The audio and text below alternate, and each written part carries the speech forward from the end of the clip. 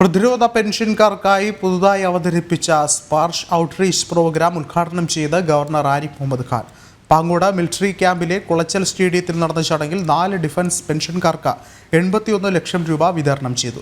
ഇതിൽ ഏറ്റവും ഉയർന്ന ഗുണഭോക്താവായ പരേതയായ ലീല മാരാരുടെ കുടുംബ പെൻഷന്റെ ആജീവനാന്ത കുടിശ്ശികയായ 69.85 ലക്ഷം രൂപ അവകാശിക്ക് കൈമാറി. പാങ്ങോട് മിലിറ്ററി സ്റ്റേഷനിലെ കരിയപ്പ ഓഡിറ്റോറിയത്തിൽ സംഘടിപ്പിച്ച സ്പാർഷ് ഔട്ട്റീച്ച് പ്രോഗ്രാമാണ് ഗവർണർ ആരിഫ് മുഹമ്മദ് ഖാൻ ഉദ്ഘാടനം ചെയ്തത്. ചടങ്ങിൽ 4 പെൻഷൻകാർക്ക് ഏകദേശം 81 ലക്ഷം രൂപ പെൻഷൻ കുടിശ്ശികയും വിതരണം ചെയ്തു.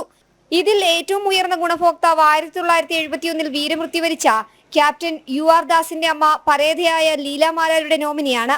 പരേതയായ ലീല മാരാരുടെ കുടുംബ പെൻഷന്റെ ആജീവനാന്ത കുടിശ്ശികയായ 69.85 ലക്ഷം രൂപ അവകാശിക്ക് നൽകി.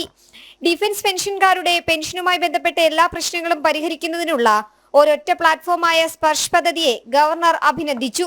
സ്പർശ് ഔട്ട്റീച്ച് പ്രോഗ്രാം നടത്തുന്നതിന് ചെന്നൈയിലെ CDA controller of defence accounts ആയ ജയശീലനും സംഘവും നടത്തുന്ന ശ്രമങ്ങളെയും ഗവർണർ അനുമോദിച്ചു. I am absolutely delighted to inaugurate the Sparsh Outreach Program organized by the Office of the Controller of Defence Accounts, Chennai, here at Military Station, Pangod. And I must say that last time when I came here, this hall was brimming with people.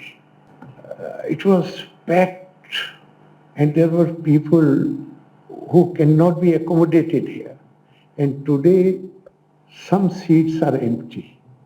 So this tells us that during this period you have successfully